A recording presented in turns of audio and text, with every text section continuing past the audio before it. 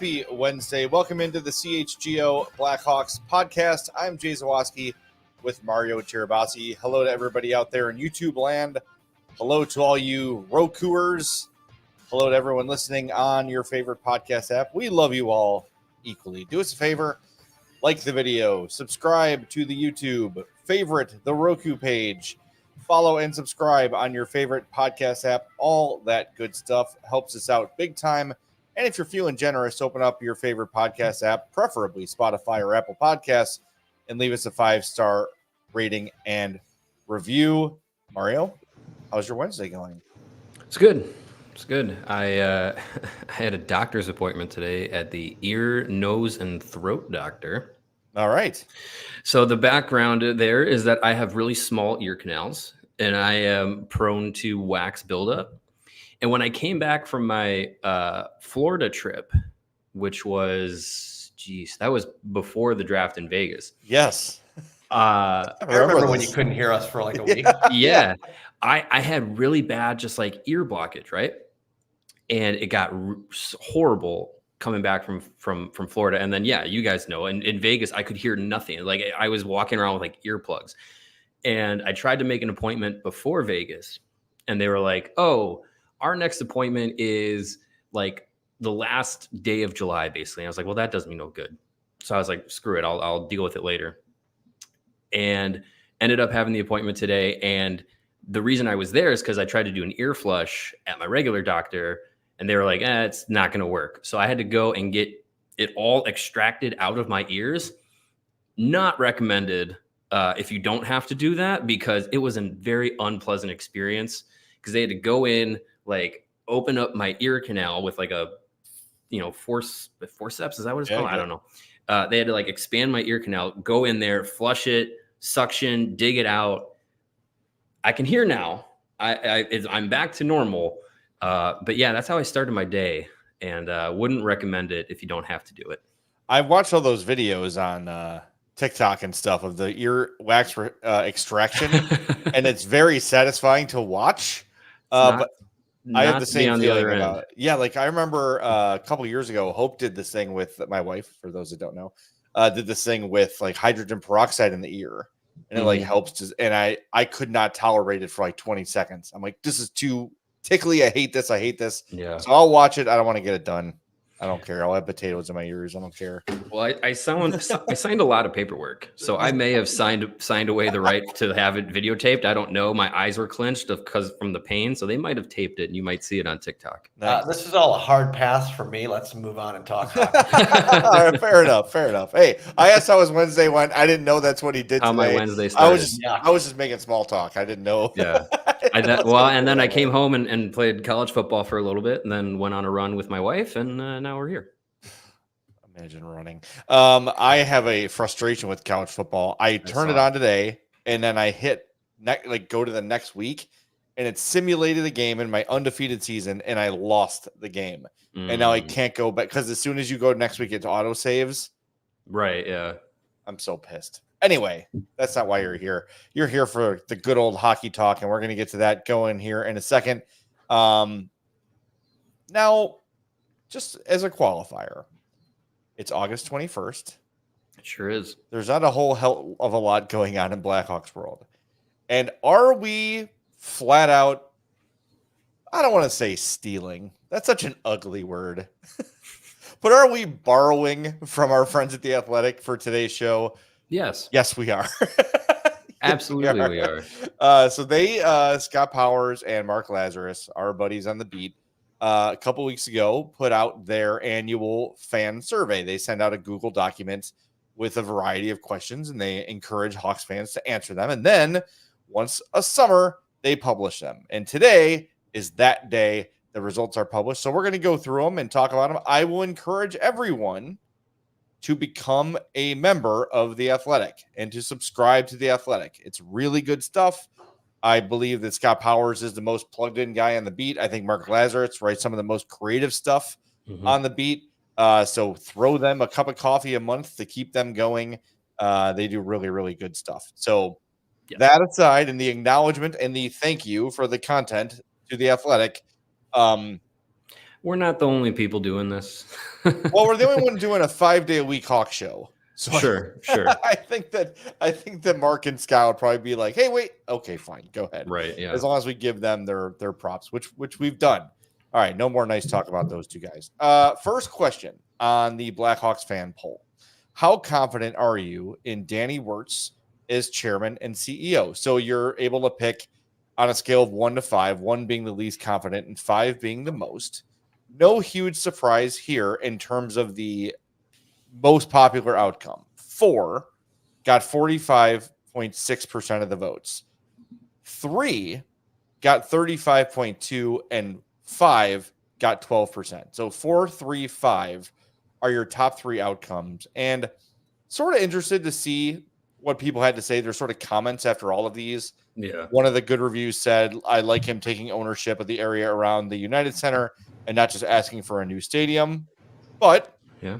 somebody correctly kind of pointing out, and something that we really haven't addressed too much, and maybe it's a fault to our own, that before the Kyle Beach investigation or the Brad Aldrich scandal happened, Stan Bowman was promoted by Danny Wirtz. There's also some criticism here about the Pride jerseys, which I don't believe are a strictly Danny Wirtz call. I think that's a league call. Well, so if I saw that one too. If I remember correctly, I mean that ended up being like a collaborative team call, but the league was leaving it open to teams, and I think that was under the guise of Russian players are not comfortable wearing these things, and at the time there were a couple Russian players in the lineup that would have been asked to participate or not. I don't think that was a Danny Wirtz, this is my call kind of thing. I think it was more of the league has opened it up anyways. So thank you for the reminder. So, okay. So that happened during the season in which teams could wear Pride jerseys. Yeah, some did. And they said, we're going to opt not to, and then the next summer is when the league said, we're not doing these at all across the board. So yes, You're right. They did do that first. So a little bit of the stuff early in Danny's tenure has kind of gotten forgotten about, but I think since then things have gone pretty well. So I don't think those results surprised me. I thought he would have had, if I was going to predict, I thought it would have gone 4-5-3, but it goes 4-3-5 pretty strongly with Danny Wirtz. Yeah, I think that's fair. I think people mostly are happy with what he's done since he's taken over, since his dad passed.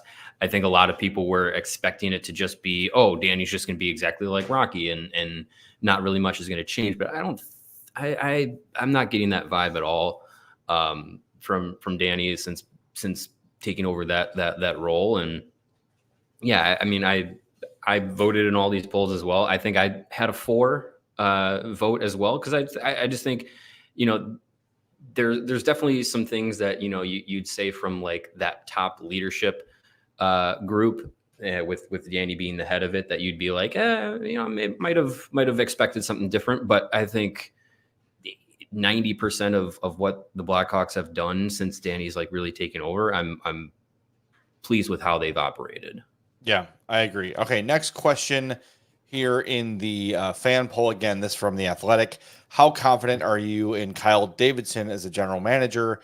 4, overwhelmingly the winner with 55.2%. 5 gets 24.6%, and 3 gets 16.2%.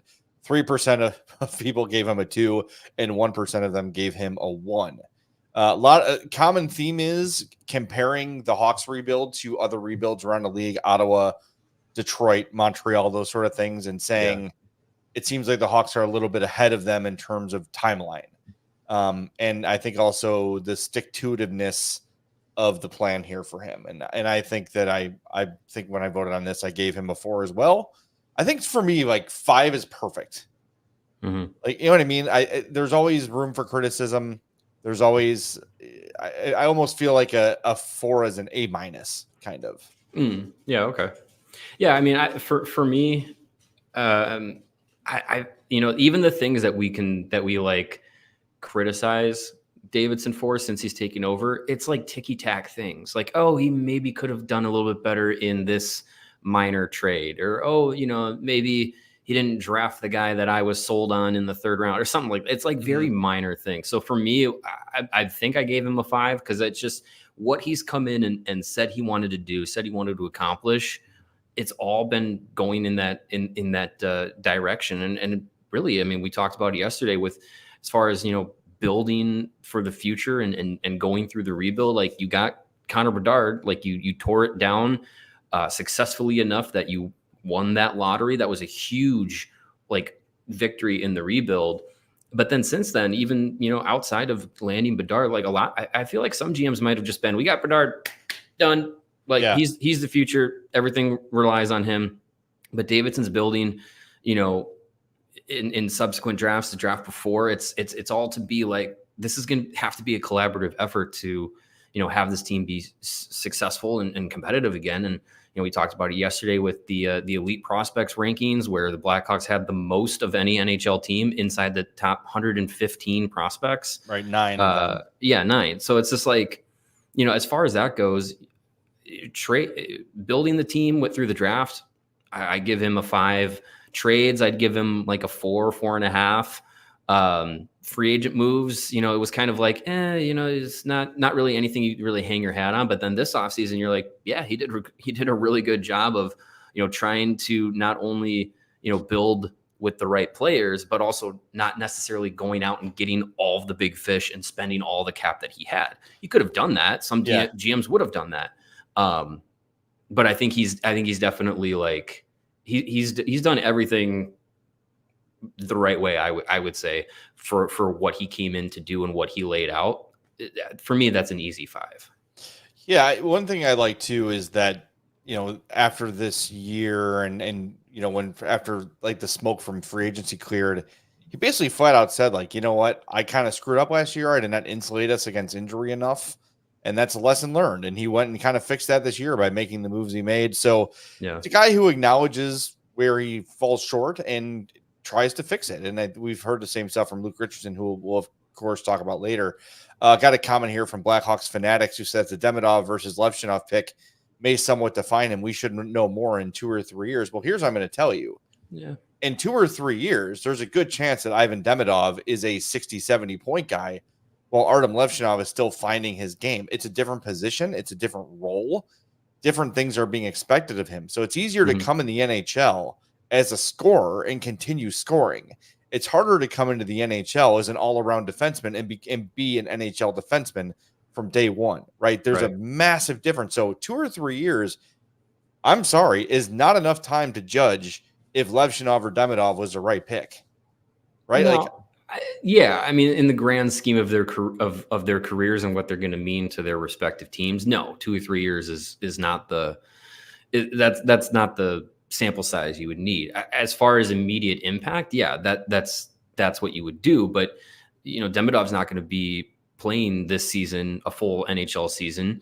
Levshunov's turning pro, but he's very likely to play the entire year in Rockford. Like, I think you're going to need at least 2 or 3 years once they're both playing in North America to judge where they're going to be at. So, yeah, I mean, sure, could that pick define him? Maybe. I think there's if there's a world where Demidov is the next Artemi Panarin and Levshunov is Cam Barker, then that's going to be a big whiff. But I think with the Levshunov Demidov, which we'll talk about if we want to continue down the athletic poll, I feel like the divisiveness in that kind of got overblown by a very vocal Demidov camp from Blackhawks fans. But I also give Kyle Davidson credit for the story coming out after the draft of he tried to get both. Yeah. He tried to get them both and not even worry about the one versus the other. He tried to have both guys. And he also didn't give in to fan pressure, which is an important thing from a GM too. Before we hit the break zone, a reminder, everybody, in 2002, Rick Nash went first overall. Duncan Keith did not. And Rick Nash had immediate success. Which of those two players was better when all was said and done? I know it's an extreme example, but I'm just telling you can't look at it from the immediate results and make your judgment. You just simply can't. Okay, we're going to get to more of the athletic poll here coming up in a moment on CHGO Blackhawks. Yes. And if you're in the, I don't know why I was Marv Albert there for a little bit, but yes, if you're in the market for a new vehicle, then you want to shop summertime savings going on right now at Ray Chrysler, Dodge, Jeep, and Ram, and save on the perfect new vehicle for you. This August, score new lower prices across their huge inventory during the Make This the Summer event. For a limited time, get 0% financing for 36 months on most of their new 2024 Jeep models, or shop over 125 vehicles priced under $20,000. Let the amazing team at Ray CDJR help you during each step of your car shopping journey. With Ray's Price Promise, the numbers you're hearing right now are the same prices you are expected to pay in shop, in store, and online. That's because Ray's Price Promise means no price changing, no add-ons, and no hidden fees.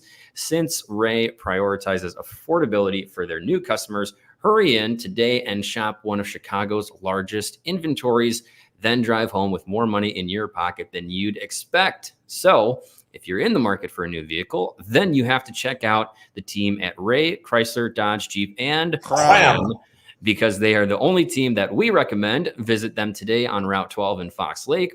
For more information, visit Ray CDJR in Fox Lake or raycdjr.com, serving the community since 1963. And when you get home from Ray, of course, not when you're in your Ray new vehicle from Ray, you want to get home and choose chill and crack open a nice cold Coors Light, because let's be honest, the world's on fire. You look left, you look right, everything's falling apart. Everybody's fighting with each other. Everyone's being mean. Everyone's a jerk. You can't drive in the city because there's a convention going on. Everything is just madness. Good to be working from home this week, right? Yes. Show's over. Just go back upstairs, choose chill, and crack open a Coors Light, because it is mountain cold refreshment. And when those mountains turn blue, you know it's as cold as the Rockies. Coors Light is cold lagered, cold filtered, and cold packaged for a smoother finish. Yep, you're seeing a theme. When you embrace a chill mindset, it's a good time to choose chill and crack open a Coors Light. Coors Light is mountain cold refreshment, crisp and refreshing as the Colorado Rockies. Make the most out of the times you choose to chill. Choose Coors Light. Get Coors Light delivered straight to your door right now with Instacart by going to CoorsLight.com/CHGO Hockey. Celebrate responsibly. Coors Brewing Company, Golden, Colorado. And one little final note on the Kyle Davidson question from the poll. A lot of people there and a lot of people in our comments still a little salty that he wasn't able to get something done with Patrick Kane. Sure. I think that's going to be a sticking point for a lot of people. I saw a comment on our tweet, by the way, yesterday about when we put the Jonathan Toews Instagram video out yesterday, and people saying that he was done wrong too. And I don't really know where that's coming from, because they didn't trade him. He played out his contract here and then has chosen not to return to hockey. So yeah. And yeah, I don't know. I feel like if Jonathan Toews truly wanted to keep playing in Chicago and was fine accepting the fact that, hey, the hockey's going to be bad, you're going to be expected to talk 90% of after 90% of games, and anyone who's doing good, we're going to trade. Like, did you want to stick around for that? Like, I just feel like where he was at physically, where the team was going, like, it just felt like him being the captain of the team, like, that's all he's been. That's all people knew him as. And yeah, like, continuing on, like, sure, that could have made sense for him. But I just feel like where the team was going, what he was going to be, the leader of, I don't know, for him and for Patrick Kane, like, they don't seem like the type of guys that are just like, yep, I'm fine riding off into the sunset with this shit team, and that's going to be the end of my legacy. Like, I don't know if that truly would have jived with them. Well, I mean, remember, he flat out said it, with the year that Hagel was traded, like when it all started. Yeah. When the burn down started, he said, I don't know how to captain a team like this. I don't know how to do this. I don't want to do that. And we were critical of it. Like, hey, man, figure it out. You're making $10.5 million for the next 2 years at the time. You better figure out how to lead a team like this, because this is a reality, right? Like, I think this concept of, and I said yesterday, Jonathan Toews' jersey retirement should be the jersey retirement to end all jersey retirements. They should like do outdoor fireworks, F-14 flyovers, everything they can do to celebrate the greatest captain and greatest leader in team history. But that doesn't what he did in the past does not obligate the Blackhawks to bring him back. That's bad business. It's bad business to bring a guy like in his unpredictable physical condition, even if he's like, I kind of want to come back. Like, I'm sorry. It's time to turn a page. It has to happen eventually. And you want that final memory of him to be a good one, not a horrible one, which is where it would have headed. Well, and also remember, the reason that he finished the season in Chicago was because towards the trade deadline, he physically couldn't keep playing. Right. Like he was just like, I have to stop playing because my body is not, I can't handle the entire 82 game schedule. So I think that was at the beginning of February, because there were a couple of days where it was like, he wasn't showing up. He was getting maintenance days for practices. And then it was just like Toews is medically like on IR. And he just came out as like, I'm going to try and come back and finish the season. And even that, like, I remember that, like, he came back for like, what was like the final, like 3 or 4 games or something like that. And the lead up was just like, man, like Toews is, you could tell like, man, he is fighting just to finish these last few games. And I think that's why we all kind of felt like these are probably the last games he's playing, just because of where he was physically. I found the statement February 19th. I just found this in my email. Yeah. Quote, first of all, thank you to all the fans and all those who have shown concern about my absence. I'm still dealing with the symptoms of long COVID and chronic immune response syndrome. It's been really challenging to play through these symptoms in the last few weeks. It's reached a point where I had no choice but to step back and concentrate on getting healthy. I'm thankful for the patience and support of my teammates, the coaching staff, and the entire Blackhawks organization. That was February 19th of 2023. So, all right, next up on the Athletics fan poll. And again, after you become a diehard at allchgo.com, also chip in a few bucks a month for the Athletic. How confident are you in Luke Richardson as head coach? 4 gets 41.7%, 3 gets 40.5%, and 5 gets 10.5%.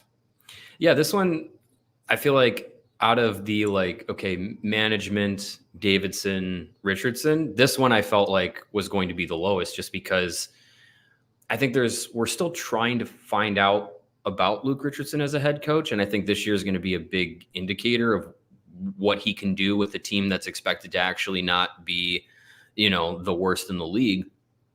But so far, I mean, you're kind of just like, well, you have to wait it out. Well, okay, we're going into year 3 now. So I think this is where I think fans expect the most, like, what do we actually have? I think with the ownership and with, the front office in that way, I think a lot of people kind of get the feel of like Jamie Faulkner and Danny Wirtz. And I think a lot of people get the feel of Kyle Davidson now, but it's still a feeling out process with Luke Richardson.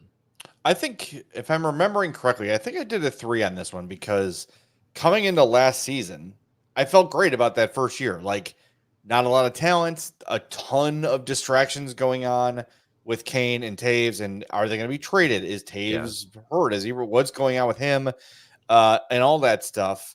And they were competitive and played hard every game. Then last year, it felt like every week or every other week, there was some game where the work ethic was called into question, and there was either a players only meeting or a team meeting. And that was happening way too often, where the effort wasn't there. What we found out at the end of the year was there were certainly a lot of people on the team that were not committed to playing. The Hawks were basically flat out telling you who they were.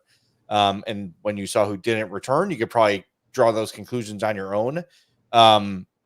So hopefully the culture is a little bit improved here. And with the guys they brought in, Martinez, Maroon, Bertuzzi, Teravainen, Craig Smith, like those guys are all, I don't know about Bertuzzi as much, and Tavo's kind of quiet, but the veteran guys they brought in are big locker room presence, you know, glue kind of guys that should help with that as the season goes on. Cause I think especially, Maroon, Martinez, and Smith are going to kind of be, hey, we realize we're not playing every night, but when we're playing, we're going to be here giving you what we got. And I think if we can do that at a combined 125 years old or whatever we are, you guys can do that too. I think it's kind of setting that trend. Whereas some of the more veteran guys on the team last year were a little bit checked out. And I think that can that combined with the constant losing can really take a toll on a team. Yeah, and we've talked about it where last year it was just with the injuries and having to get new guys acclimated to, the system that the Blackhawks were playing. Like Luke Richardson couldn't really do too much to install any like intricacies. Like it was all just basic stuff. So even the systems they were playing were probably, when teams are scouting the Blackhawks year over year or whatever, game over game, if they're only playing a simple system, then there's not really much you have to change from game to game. It's not like, oh, they gave us a new look because XYZ. It's just like, well, they're kind of doing the same stuff that they did last year or doing the same stuff they did, when we played them in November or whatever. So it makes scouting a team easier when, one, you're talent deficient, but two, you're also like not really changing much of what you're doing because you've had to have a lot of roster turnover. So hopefully this year, with the insulation of the roster against injuries that Kyle Davidson did, Luke Richardson can have a little bit more, just be able to dive in a little bit deeper within the team and have like NHL talent across the board.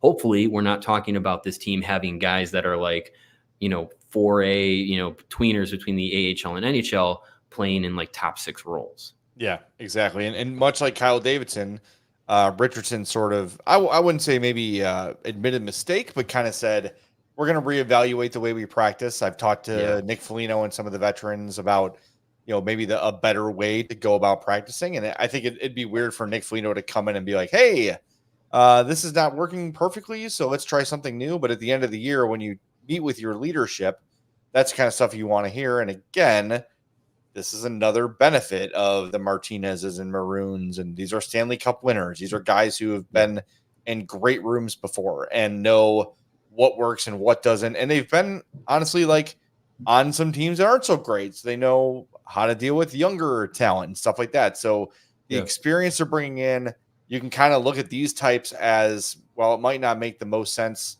like on paper when you're building your lines, as me and Charlie and Joe did last week. Like it might not make a ton of sense, but when you look at what it can do off the ice, it makes a big difference. It's almost like having assistant coaches on the ice. So, but you're right. I think this year for Luke is make or break. And you kind of alluded to it with Faulkner and Wirtz. Like they're not afraid to make a tough call, and neither's Kyle Davidson. Like you traded Alex DeBrincat, walked away from Jonathan Toews, traded Patrick Kane.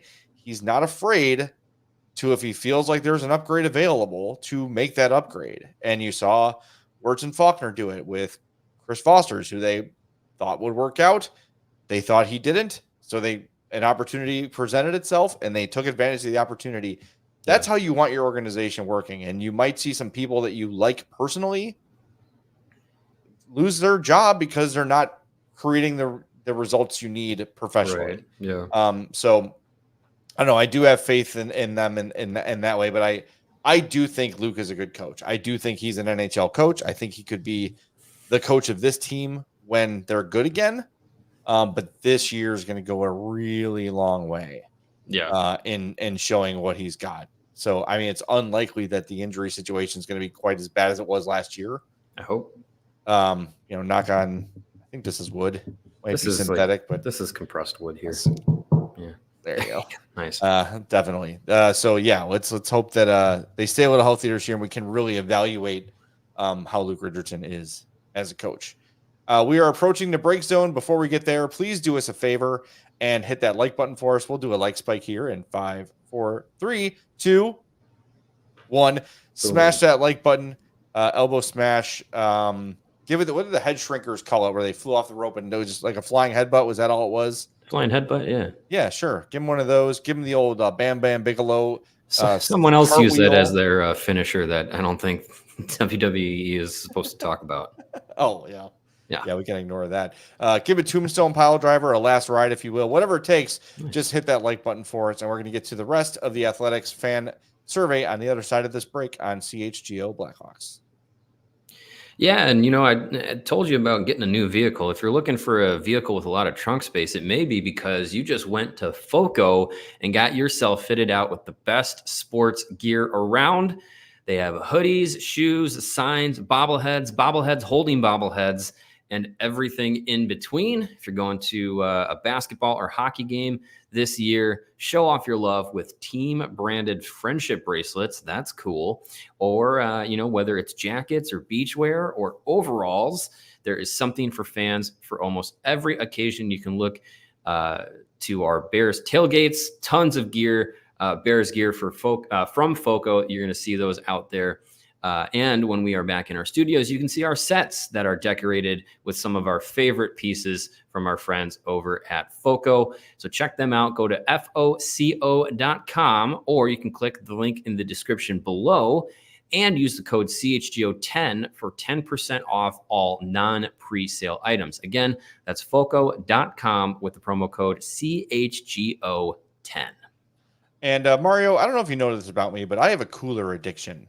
I love coolers. I love getting coolers. And now that we have partnered up with the folks at Rugged Road, I think I'm going to be an exclusive Rugged Road guy. Rugged Road is dedicated to creating innovative and durable outdoor gear for adventures that demand the best. Their products are designed with the highest quality materials and craftsmanship, ensuring they perform in the toughest conditions, whether you're on land or water. Rugged Road gear is built to accompany you on every adventure. And, you're going to take that Rugged Road cooler into the lake, into the river, into your pool. One of the best features is their coolers always float upright. So you're not going to have a pool full of Coors Light. You're going to have a belly full of Coors Light. That's what you want. And they're lightweight. Unlike those other heavy-duty coolers, Rugged Road coolers are incredibly light, making them easy to transport on any trip without compromising on performance. Ever try to drag a cooler through the beach sand? Yeah, it's not fun. Fast ticket to a heart attack, not with Rugged Road. So gear up for your next adventure with Rugged Road coolers. Reliable, durable, and built to be used, Rugged Road is your ultimate outdoor companion. Head to ruggedroadoutdoors.com and use the code CHGO for 10% off. Yeah, I lugged a cooler like in the dunes, like the Indiana Dunes beach. Yeah. And by the time I made it to where we were going to set up our spot on the beach, I literally had to lay down on the ground. I thought my heart was going to rip out of my chest. Because it's full of ice and food and beverages and stuff. So it's like it's probably like almost 100 pounds. And the wheels don't do anything. No, not in sand. No. All they do is just drag you down. Same thing with the collapsible wagons. I'm like, this will make life easier. It's like defibrillators immediately, please. Oh my God. Our friends bought like the actual beach wagon with like the big tires. Yeah. That's the way to go. But just using our softball wagon for the beach was a massive mistake. Yeah. Yeah. Those Rugged Road coolers being lightweight and floatable. Look, you could go Oregon Trail and just float the cooler down the river to your next location. That's it. Totally fine. I'm honestly, it would have been easier to just carry it. That's how bad it was. Not with Rugged Road. They're nice and lightweight. Good stuff. All right. Next up on the Athletics fan poll, how confident are you in where the Blackhawks rebuild is at? 4 overwhelmingly wins this one, 53.3%. 25.8% of respondees said 3, and 14.7% said 5. So that's not a surprise. I think people are excited. Yeah. Yeah. I think that seems fair. Yeah. I think there's still, you got to see how the development goes. I think that's kind of we talked about this a lot, like over the last few seasons and off seasons, we're trying to check the Kyle Davidson box of, okay, can you draft to the point where, people think you're getting good prospects? Okay, great. Can you land that number 1 pick? Luck more than anything. But yes, check that box. When it's time to add some free agents, can you add some top free agents? Check that box. Now the last piece of the puzzle is, how do these important prospects not named Connor Bedard develop? We've got a little bump in the road with Lucas Reichel, who is not his pick, but impressive with Alex Vlasic has been really good. Philip Kurashev is starting to develop nicely. We'll see what comes with Kevin Korchinski, but after 1 year, I would say so far so good. I don't necessarily feel better or worse about him in any regard, kind of even to where I was last year. Yeah. So that's kind of the last box to check. And I think if, let's say, of the 9 that are on that list from elite prospects, if 5 of those guys become full-time NHL contributors to the level you expect them to be, Yeah. you can check that box too. That's a very good percentage, and it means your team's in really good shape. Yeah, if on those first, second, third round picks, fourth round picks, if more than 50% of them are reaching what you expected them to be, I mean that's fantastic. So yeah, I think for where the rebuild is at, it's going in the right direction. I think I gave a 5, but for it to be overwhelmingly 4s, I think that's fair. I think most fans are on board with where the team has been going. I think most fans are understanding of what needed to happen to get this team back to contention, because doing what Stan Bowman was doing at the end of his tenure and trying to go in that direction where it was just like, oh, let's just kind of piecemeal these things, it wasn't going to get anywhere. And we've gone over that numerous times. And you see teams around the league where it's just like, oh, we're kind of piecing things together, and this kind of looks like maybe a playoff team, and then you're drafting in the middle of the round, and you're not getting big difference makers in the first round, and you're trying to build through trades, and it's hard. It's hard to try and find success in there. You just end up spinning your cooler wheels in the sand, if you will. Yeah. So yeah, I think with the direction the rebuild is going now this year, I think is going to be a big year of like, do you finish in the bottom 3, bottom 5 again? But and look bad doing it, like then that can cause some concern. But I think if you land in that space, but you have like what we were saying, like, a potential 20-point difference from last season to this season, that's a significant jump for how bad last year was, but still could land you in the bottom 5. But I think how you get there is going to be important, because you could be a bottom 5 team, but put up 75 points, and that'll be better than what they did last year, and that'll be improvement, and you see progression in some of the young guys. Like that's all, that's all positive. So I think for it being a 4, I think that's entirely fair. Someone's asking about the list of who are the 9 on the Elite Prospects Top 115. I didn't see like a published story with that. No, they have it. So it's the Elite Prospects stuff is like the Athletic. It's the premium stuff you have to pay for. So I wasn't going to go and blab it all out. But for goalies, both Guyan and Kameza were in the top 15 for goalies. They had 7 players, if I remember correctly, that were within the top 100 of their skaters. You can imagine it was Levshunov, Nazar, Oliver Moore, Boisvert, Vanacker, Nick Lardis, I think, was also in there, and Sam Renzel. So I mean, it's the guys you would expect to be at the top of the list for the Blackhawks. We talked about the prospect pyramid. Like those guys are the ones that made up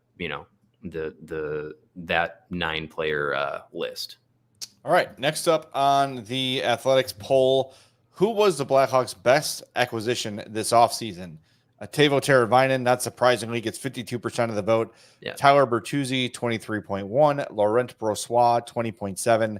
And then Martinez with 1.8. Other with 1.4. And Ilya Mikheyev gets 1%. Who would the other be? I'm going to get other for the Winter Classic jersey. I'm going to get other on the back. Other, number 1.4. Probably a combined votes of like Brody or whatever. Like, yeah. So I guess TJ Brody and Craig Smith both voted on this poll. Probably. Yeah. I kind of agree with this order. I will say we haven't talked a lot about Ilya Mikheyev, and this could be something we could do in the coming weeks, is get somebody on from Vancouver and kind of scout him, because it was like in all the hype leading up to the draft and all the Levshunov versus Demidov conversation and all that stuff, like that move didn't kind of move the needle that much. Mikheyev is not just a scrub. Like, it's a guy who's had a lot of NHL success before, and had definitely a down season. But he's not a bad player, and I would thought this would have brought a little more excitement. 29 years old, he is entering his 6th season in the NHL. And 2 years ago had 21 goals. I mean, it's a guy who doesn't put up massive numbers, but I don't know, with the opportunity he might get here, this could be a little more valuable than we've given it credit for. So maybe we can checking on. Hey, we did an emergency pod, didn't we? We sure did. We did. Yeah. It moved the needle at CHGO. That's all I know. Everything moves the needle at CHGO, buddy. That's true. Yeah, I mean, Mikheyev feels like he could be like a Lafferty, a Athanasiou kind of guy, where it's just like, well, one, his speed is his biggest attribute, but I think he also brings like a pretty decent defensive game, and yeah, he has been a 20-goal scorer before. So yeah, I think when Mikheyev, when that move happened, it was like, well, let's hope this isn't the biggest thing that happens this offseason. I think that's why it was kind of like tempered. It's like, okay, that's good. That's an improvement for your bottom six, but like, let's hope that they do more. And then Davidson went out and got Bertuzzi and Tiravainen in the lot. And yeah, I think Mikheyev is, I think that move not being your 1A move for the offseason, I think that's why it's kind of like, yeah, that's a slight improvement in your bottom six, but it's still important. And yeah, he's a guy that's looking for a little bit of a bounce back as well. So he's going to have an opportunity to do that. Young Dangle God back in his bit says Patrick Kane will be the needle mover next season when the Blackhawks resign him and chipped in his dollar. Thank you very much. Right, appreciate that. Yeah, Sending my kids to college. Yeah, it's helping. Good stuff. All right, next up on the list, what is a realistic points expectation for the Blackhawks this upcoming season? 60.1% of respondents said 70 to 79 points. 27.8% said 60 to 69 nice points. Nice. 9.7% said 80 to 89. 2.2% said 50 to 59. And 0.2% said 90 or more points. Hell yeah. I like that optimism. As we've been talking all offseason, though, I think in that 70-point range is kind of where the three of us has sort of settled. Yeah. It's a big improvement from last year if they get into the 70s. Yeah, because it was 52. So I mean, if you have a 20-point swing, that's what 10 points. That's well, I'm just saying, like, as far as the point system goes, that's like an added like 8 wins and maybe 2 or 3 or extra like loser points or whatever. Like that's significant. That will make a season feel different. So yeah, I mean, especially if they're in the high 70s, like, that's a significant improvement. And I think that's what we're all hoping for. We're all hoping that these offseason moves and the progression of the young guys like make this team competitive night in and night out, and not just because they're trying the hardest, but because they actually have some talent to bring to the table. 100%. All right, next up on the poll, we have how many goals do you expect Connor Bedard to score in his second season? 70. 300. Every shot goes in. Again, we know how Lawrence voted on the last one with the 90 points. 30 to 39 goals. That is the leader. 69, nice. 0.2% of respondents said that. 20.5% said between 40 and 49. 8.4% said between 20 and 29. Come on. Yeah, it's turning your jerseys. Underselling him. Yeah. And 1.9% said 50 or more. I do think that 30 to 39 is I think that's conservative. I think he's going to be in the 40s. I think you could pencil him in because he was on a 30-goal pace this year, if he doesn't get hurt. So yeah, or last year rather. I think you can pencil him in for 30, and hitting 30 goals is like, that's a really nice benchmark. But there's a lot of guys that got 30 goals this last season. And I think if you have a healthy Connor Bedard, you have year 2 of Connor Bedard, he's not a rookie anymore. He knows what to expect at the NHL level as far as, the pace of the game, the speed of how the game flows, and, where to find spots to create your shot and how to create your shot. Like, I think the 30 range should be kind of a given. And then you can hope that maybe that pairing him with hopefully a relatively healthy Taylor Hall all season, Teuvo Teravainen all season, you hope that Kurashev continues to be the kind of guy that he was last year, where it's just like, yeah, he can play in a top 6. Bertuzzi can help that as well. Then I think you're like, with those guys around him for the majority of the season, then you're talking, 40 should be attainable. So I just did the math while we were talking here. His pace last year, if he played 82 games, 26.529 goals. Okay, was so his short pace. of 30. So short of 30, but I mean, a guy like that also has the ability to have 2 or 3, a couple games in a row, right? Like, so 30 would not have been absolutely out of the question. And remember, he was the only effing guy in the roster the other teams had to worry about. Right. That was it. And that's not the case anymore. So he's going to get help. He's going to get people who can get him the puck, as opposed to him having to get the puck, somehow getting it back to himself. It's pass off the boards, and just having help is going to be great for him. So, yeah. All right, next one. This will surprise me a little bit. Who should be the Blackhawks captain this coming season? 52% of people said Nick Foligno. That's not a huge surprise. But 30% said leave it vacant, when only 12.4% said give it to Connor Bedard. Seth Jones with 3%, Connor Murphy with 2.5%. I'm very surprised that Connor Murphy's family all have athletic subscriptions. But 82% of people say Foligno or nothing, which is kind of crazy. Well, it's leave it blank or give it to leave Foligno. It blank or Foligno. Yeah. I mean, that's a testament to how quickly he won over the fan base and the kind of guy that he is in that kind of role. When we did I put it up on Twitter a couple of weeks ago, it was, most people said, go with Foligno for, next season and the season after and go from there. And I think leaving the captaincy vacant, leaving it vacant last year, and to respect Jonathan Toews and the leadership role that he filled for basically his entire career, that's fine. That makes sense. Also, who are you going to give it to? You can't give it to Foligno to start the season because he didn't have that rapport. You're going to give it to Seth Jones? That would have gone over like horrible. Fart in church, as Greg says. Yes, exactly.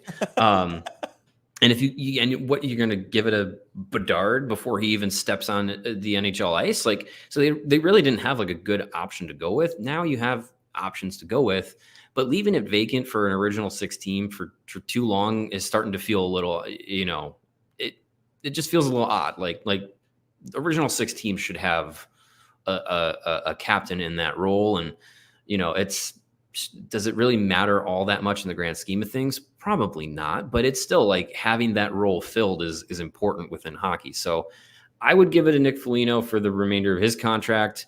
You make Connor Bedard, maybe in one of the alternate captains, and then give it to him once he's matured a little bit more, grown his voice and his leadership style within the locker room, within the NHL. And then you in 2 seasons, you want to give it to him. I think that's completely fine. I'm lockstep. Totally agree. All right. Aside from Bedard, whose jersey would you purchase in the future? 36.4% say Alex Vlasic, 22.5% say Frank Nazar, 17.2% say Artem Levshunov. Other gets 14.2%, and Kevin Korchinski with 9.7%. No arguments there. I think if I was to buy one, if I'm going to buy the Winter Classic jersey, I think I'm going to go Vlasic on that one. Yeah. Other than Bedard, yeah. And I think that's this. We've talked about that before. Like that seems like the safest pick of those young guys to be like, yep, is going to be here a while. Vlax has already gotten the extension, and he's going to be play a prominent role. So yeah, I think Vlasic is the safest pick of the young guys at this moment. Next up, aside from Connor Bedard, which recent first-round pick are you most excited about? Artem Levshunov, 44.7%. Frank Nazar, 30.3%. Oliver Moore, 18.2%. Sasha Boisvert, 4%. Sam Renzel, 1.9%. Marek Vanacker, 1%. So there you go. No surprise there. And I'm wondering if, and we're going to get to this on the next one, and you mentioned it earlier, I think while the Demidov people were very loud, I think the vast majority of Hawks fans are very excited about Levshunov, as they should be. Yeah. I think, well, once the pick is made, there's really nothing you can do. So you either got to get on board or you're just going to continue to shout into the ether. But yeah, I think what Levshunov can represent to this team is very exciting. Like that is a guy who has the potential to be your number 1 right shot defenseman who does everything for you. And I think we saw how significant that is to have a guy like that when Duncan Keith was here. I think that is good reason to be excited for what Artem Levshunov could become. I know Frank Nazar and Oliver Moore with their speed and their skill are more of the flashy guys to be excited about. But I think as far as that key component to a contending team, what Levshunov represents, I think is exciting for a lot of people. Leads nicely into the next question. Did the Blackhawks make the correct decision in drafting Artem Levshunov at number 2? 79.3% say yes, 20.7% say no. So there's your militant 20.7% of Demidov fans, which is fine. And I'm pointing a finger at myself, pointing a thumb. I wanted Demidov too. Like I thought the opportunity to get a dynamic winger to play with Bedard for the next 10 years was too good to pass up, but I have no problem with the Levshunov pick either. Yeah, I wanted Demidov as well, but I was going to be happy either way that they went because of where the team was at with what they needed. They needed someone to be, Bedard's, wingman and line mate. They also needed someone who could be the future number one defenseman who could fill that role. And so you got Levshunov out of it. And yeah, I think that's completely, either way, they were going to make the right call, which is a nice position to be in. There's times I'm driving to work and just thinking like, man, what if he got both? It's crazy. It's crazy. So close. Freaking pad for beak. So close. Butthole. All right. Next up on the Athletics survey, which ran from August 12th to 16th. So if you missed it, keep your eye on it for about the same time next year. When do you expect the Blackhawks to be a playoff team again? 25-26, which would be not this coming season, but the next. Mm-hmm. That gets the most votes with 43.2%. 2026-27, very close behind there with 42.5%. This season gets 2.3% of the vote, 9.6% going all the way to 27-28. So I'm thinking that this poll is probably right on it. If everything goes perfectly this year, which it won't, but if it does, there's a minuscule chance that they somehow eke out that bottom wildcard spot. Yeah. But I'm thinking 2025-26 is when we can really start talking about this team as a team that will make the playoffs.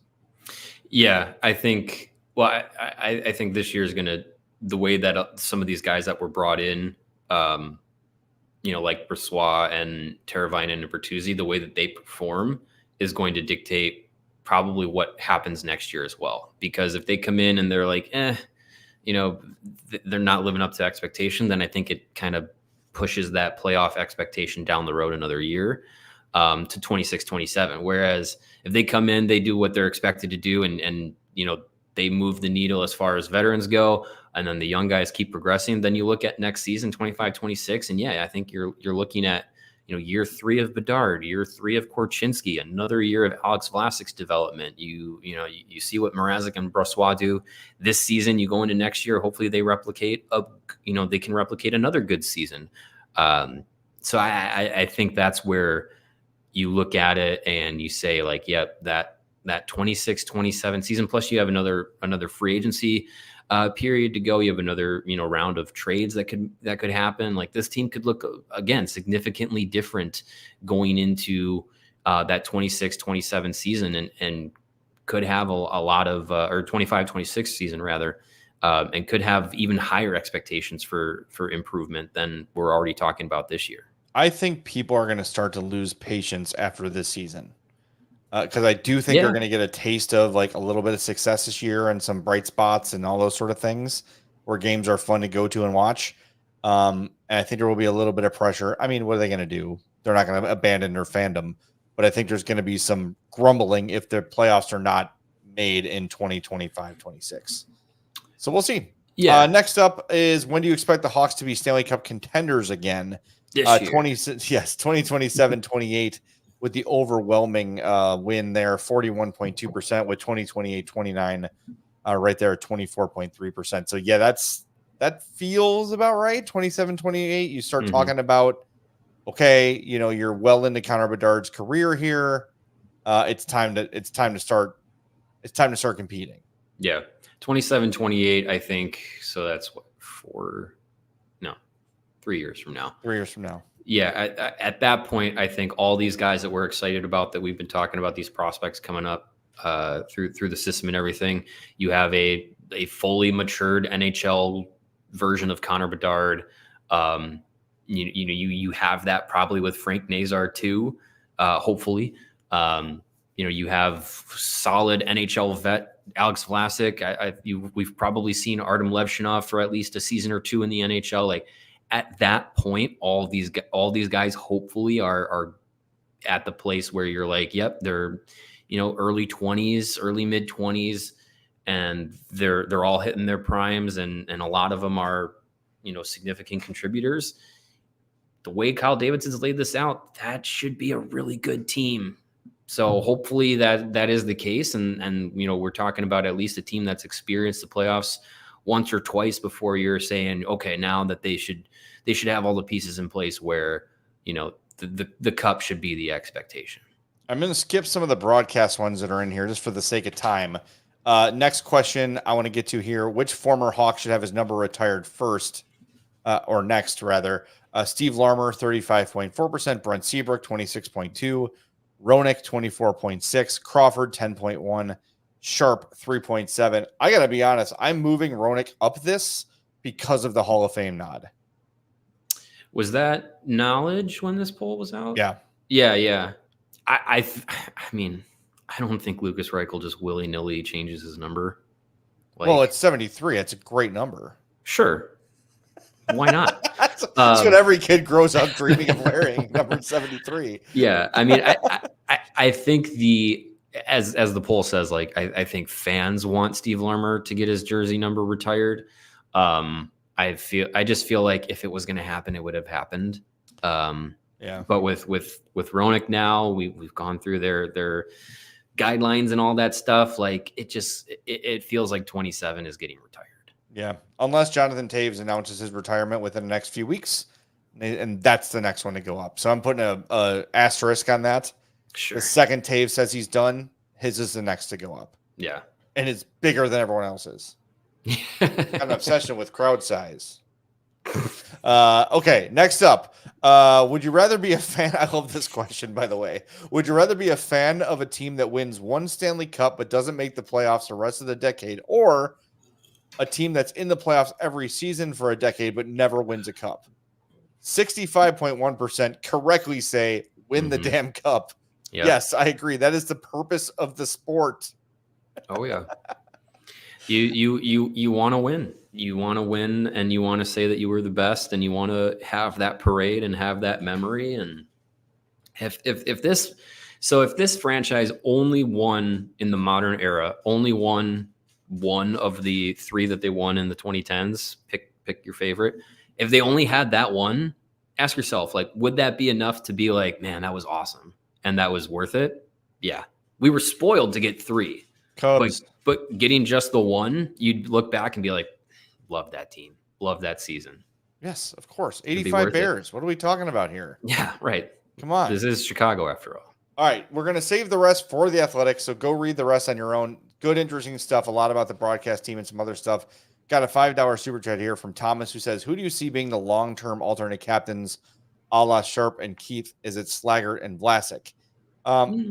I could see that. I think it all depends on Slaggert's development. I could see Vlasic wearing in a very mature, a little bit soft-spoken, but I think like Connor Bedard will come into his own as a leader. But there could be a guy we don't even know about yet. Right? Who knows? But yeah, I could definitely. Those are two guys I would certainly consider. Yeah, I mean, they have a lot of young guys this year that are going to be captains for their junior teams or college teams. They've focused on character so much in building their prospect system that like you can have an abundant amount of guys who could be in leadership roles, which is great. Yes, it's a good problem to have. All right, we're going to wrap things up. Thanks everybody for being with us. We're back tomorrow, 2:30 with our top 10 left wings playing right now. We already have Greg's list, so Mario and I will submit ours and we'll do the math and we'll all forget somebody obvious and everyone will yell at us. It'll be great.